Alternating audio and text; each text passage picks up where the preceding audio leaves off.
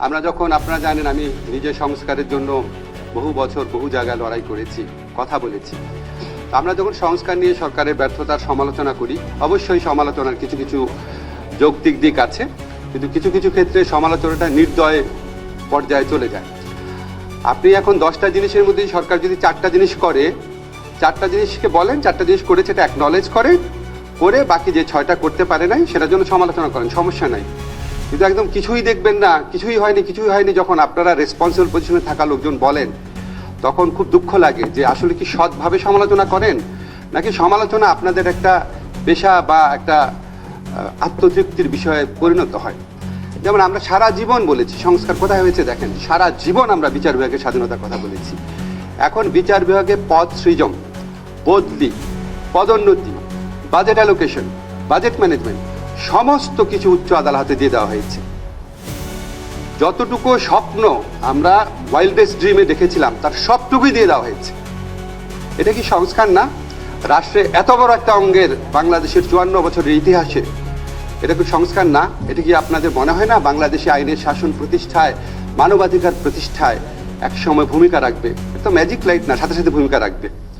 তারপর হচ্ছে আমরা একটা গুম কমিশন করেছি, এটা অসাধারণভাবে কাজ করেছে, এবং ওই গুম কমিশনের অভিজ্ঞতার আলোকে আমরা একটা হিউম্যান রাইটস কমিশন ল করেছি।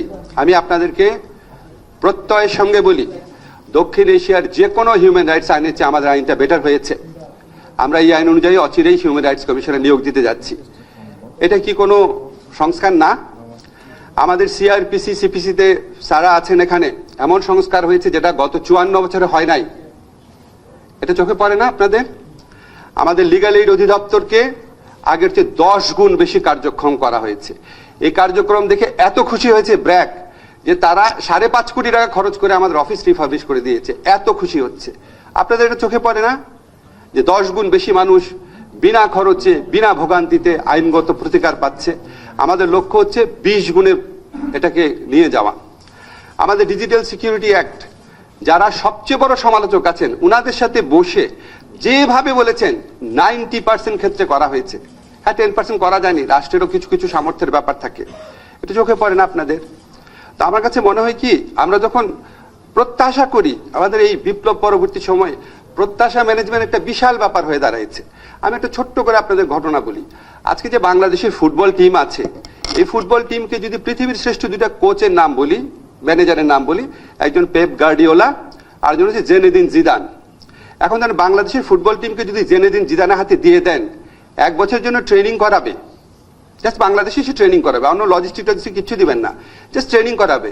বাংলাদেশের ফুটবল টিম কি ওয়ার্ল্ড কাপে মূল পর্বে খেলার যোগ্যতা অর্জন করে ফেলবে? টাইম তো লাগে, ক্রম বিকাশ তো লাগে। তারপর আমাদের সরকারের সাফল্য নিয়ে অনেক সমালোচনা থাকতে পারে, কিন্তু আপনাদের কি কিছু জিনিস কখনো চোখে পড়ে নাই? এই যে এই সরকার এসে ভারতের আধিপত্য থেকে বাংলাদেশকে মুক্ত করেছে, ভারতের যে আগ্রাসী একটা ভূমিকা ছিল সব জায়গায়, সেখান থেকে স্বাধীন কণ্ঠে কথা বলতে পারছে ডক্টর মোহাম্মদ ইউনূসের নেতৃত্বে, এটা আমাদের কোনো অর্জন না? আমাদের যে রিজার্ভ বেড়েছে, আমাদের যে মুদ্রাস্ফীতি নিয়ন্ত্রণ আছে, আমাদের যে ব্যাংকিং খাতে ভগ্ন প্রায় বিধ্বস্ত ব্যাংকিং খাতে শৃঙ্খলা এবং আস্থা ফিরে এসেছে, এগুলি কোনো সাফল্য না? আমাদের যে 20,000-এরও বেশি হয়রানিমূলক মামলা, যেখানে প্রায় 5 লক্ষ আসামি ছিল বিরোধী দলের ভিন্ন মতের মানুষের, সেই মামলা প্রত্যাহার হয়েছে 20,000-এরও বেশি, এগুলি কি কোনো সাফল্য না? তো আপনারা যখন বলেন এই সমালোচনাগুলো তো অনবরত করা হয়, আমরা তো সবসময় উত্তর দিতে পারি না। কিছু ফেসবুকে লিখলেও স্যার মানা করে যে না, বলতে যেও না, জাস্ট কাজ করে যাও। আর ব্যক্তি পর্যায়ে আপনারা বললেন, একজন ভাই বললেন সাইবার বুলিং এর বিরুদ্ধে ব্যবস্থা নিচ্ছে না কেন? আপনারা বলেন তো বুকে হাত দিয়ে, বাংলাদেশে গত 16 মাসে সবচেয়ে বেশি সাইবার বুলিং কার এগেনস্টে হয়েছে? আমার এগেনস্টে হয়েছে। চ্যালেঞ্জ করে বললাম আপনাদের, আমার এগেনস্টে হয়েছে। প্রথম 4 মাসে আমার বন্ধুরা খুঁজে বের করেছে, শুধু 4টা ডেডিকেটেড ভিডিও করা হয়েছে আমার সমালোচনা করে। আমি 15 বছর ছিলাম পাকিস্তানের দালাল, ওভারনাইট আমি ভারতের দালাল হয়ে গেছি। আমার আমেরিকায় বাড়ি আছে, আমার পরিবার চলে গেছে অলরেডি আমেরিকায়। প্রকাশ্যে চ্যালেঞ্জ করে বলেছি আজকের থেকে 6 মাস আগে যে একটা মানুষ আমেরিকায় বাড়ি থাকলে এটা ঠিকানা খুঁজে বের করা সম্ভব, আমেরিকাতে বাড়ি থাকলে অবশ্যই বের করা সম্ভব এটা কার বাসা। ওপেন চ্যালেঞ্জ করেছি সমস্ত বাংলাদেশ, পৃথিবীতে যত বাঙালি সাংবাদিক, ইউটিউবার আছে সবাইকে, খুঁজে বের করতে পারে নাই। তো যেই মিথ্যুক, যে বদমাইশ বা যেই বদমাইশরা এগুলি প্রচার করেছে তাদের এগেইনস্টে কেউ কিছু বলেছেন? এর চেয়ে বড় সাইবার বুলিং হয়? একটা মানুষ যার জীবনে সততা সবচেয়ে বড় অহংকার, তার বিরুদ্ধে এই ধরনের ক্যাম্পেইন করা। তারপরে আরেকটা স্পেসিফিক এক্সাম্পল দেখি, দেখেন সমালোচনা কোন জায়গায় যায়। আমার পাশে বাংলাদেশের একজন স্বনামধন্য আইনজীবী আছেন, যদি আমি ভুল করে থাকি আরেকজন স্বনামধন্য আইনজীবী আছেন, ভাই বলেন, আমরা ভুল করে থাকলে বলেন, আপনিও আছেন, আমরা বলেন। বাংলাদেশে যত জামিন হয়েছে জুলাই ঘটনাতে গ্রেফতারকৃত যারা, তাদের মধ্যে কিছু কিছু জামিন অবশ্যই মানুষ পেতে পারে, কিন্তু কিছু কিছু ক্ষেত্রে আওয়ামী লীগের সন্ত্রাসী কর্মকাণ্ড করতে পারে এই ধরনের লোকটা জামিন পেয়েছে। এই জামিনের 90% হয়েছে হাইকোর্ট থেকে। হাইকোর্টে যে জামিন দেয়, জামিনটা দেয় হাইকোর্টের একজন বিচারক। তো জামিন দেওয়ার ক্ষেত্রে যদি কোনো ভুল থাকে সেটা বিচারকের দোষ। এই বিচারকদের অনেকেই আওয়ামী লীগ ফ্যাসিস্ট আমলে নিয়োগ পাওয়া, তাদেরকে সরানোর দায়িত্ব ছিল প্রধান বিচারপতির অধীনে সুপ্রিম জুডিশিয়াল কাউন্সিলের। এখানে আইন মন্ত্রণালয় কিছু করতে পারে? সারা এখানে কিছু করতে পারে ভাই আইন মন্ত্রণালয়? আমি কি হাইকোর্টের বিচারককে সরাতে পারি? হাইকোর্টের বিচারক জামিন দিলে আমি কি হাইকোর্টের বিচারকের ব্যবস্থা নিতে পারি? ভাই একটু সাউন্ড করে বলেন, পারি? পারি? তাহলে হাইকোর্টের বিচারক যদি জামিন দেয়, হাইকোর্টের বিচারক যদি অন্যায়মূলক ভাবে জামিন দেয়, সেটা হাইকোর্টের বিচারকের দোষ। আর হাইকোর্টের বিচারকের নিয়ন্ত্রণকারী হচ্ছে প্রধান বিচারপতি, তাহলে প্রধান বিচারপতি হচ্ছে প্রশ্ন করবেন। ঠিক কিনা বলেন আপনারা? আমি ভুল বলছি? যতগুলা হাইকোর্টে জামিন হয়েছে সবগুলা আমাকে দোষ দেওয়া হয়েছে, আসিফ নজরুলকে। কেন? আপনি যদি সত্যি এই জামিন বন্ধ করতে চান, তাহলে আপনি যারা এটার জন্য দায়ী তাদের বিরুদ্ধে কথা বলেন নাই কেন? আওয়ামী লীগের ফ্যাসিস্ট আমলেও তো আপনারা সিনহা, শামসুদ্দিন মানিক, খায়রুল হকের বিরুদ্ধে আমরা কথা বলেছিলাম। তখন বলা গেছে, তখন কি তত্ত্বাবধায়ক সরকার রায় বাতিল হইল কেন? খায়রুল হককে দোষ দিয়েছিলেন নাকি আইনমন্ত্রীকে দোষ দিয়েছিলেন? শামসুদ্দিন মানিকের উদ্ভট কর্মকাণ্ডের জন্য কি শামসুদ্দিন মানিককে দোষ দিয়েছিলেন নাকি আইনমন্ত্রীকে দোষ দিয়েছিলেন? তো এখন কেন আইনমন্ত্রীকে দোষ দেন? যে আইনমন্ত্রীর কোনো সম্পর্কই নাই এটার সাথে, কিছু করারও নাই, তাহলে এটা কেন দেন? আমি অনেক চিন্তা করছি, দুইটা কারণে দেয়। একটা হচ্ছে ভিউ ভালো হয় না, ব্যবসাটা ভালো হয়, মনিটাইজেশন হয়, আসিফ নজরুল নামে একটা গালি দিলে একটু টাকা আসে, এটা একটা। আর একটা হচ্ছে এখানে বিশেষ একটা রাজনৈতিক এজেন্ডা আছে।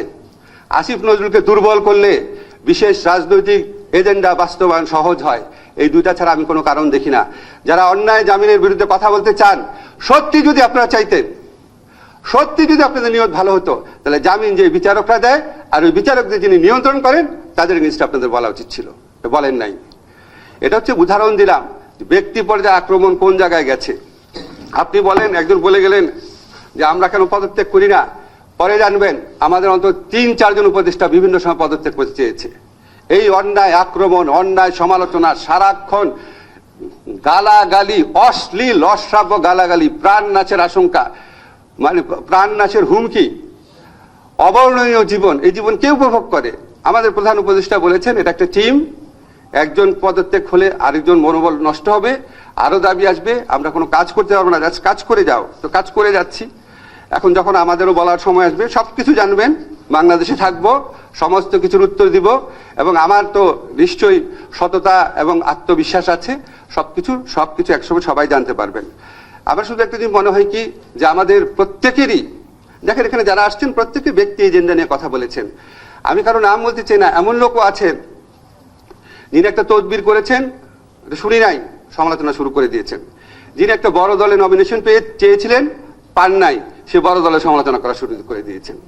যিনি একটা অন্যায় একটা সুবিধা চেয়েছেন কোন একটা প্রতিষ্ঠানের কাছে, পান নাই, সেই প্রতিষ্ঠানের সমালোচনা করা শুরু করে দিয়েছেন। এখন আমরা ইংরেজিতে একটা কথা আছে, you get the government you deserve. আমরা কি নিজের সংস্কার করেছি? আমরা কি নিজের চিন্তা ভাবনা, নিজের সততার সংস্কার করেছি? আমরা কি আমার প্রতিষ্ঠানের সংস্কার করেছি? এই যে সমস্ত পত্রিকা অফিস আছেন, এনজিও আছেন, বিভিন্ন অ্যাক্টিভিস্ট প্রতিষ্ঠান আছেন, আপনারা আপনাদের সংস্কার করেছেন? এই যে রাজনৈতিক দল আছেন, আপনারা আপনাদের সংস্কার করেছেন? তো সব কোনো কিছু করবে না, সবাই হচ্ছে কি আমি একা সবাইকে দোষ দিব, সবাই সবাইকে দোষ দিবে। নো, আমি তো বলছি আপনাদের আমাদের অনেক ব্যর্থতা আছে, অনেক ভুল আছে। প্রথমেই বলেছি 10টা জায়গায় অন্তত 4টা জায়গা ঠিক করেছি, 6টা জায়গা করতে পারিনি। 6টা জায়গা তো অবশ্যই বলবেন, 4টা জায়গা অ্যাকনলেজ করেন।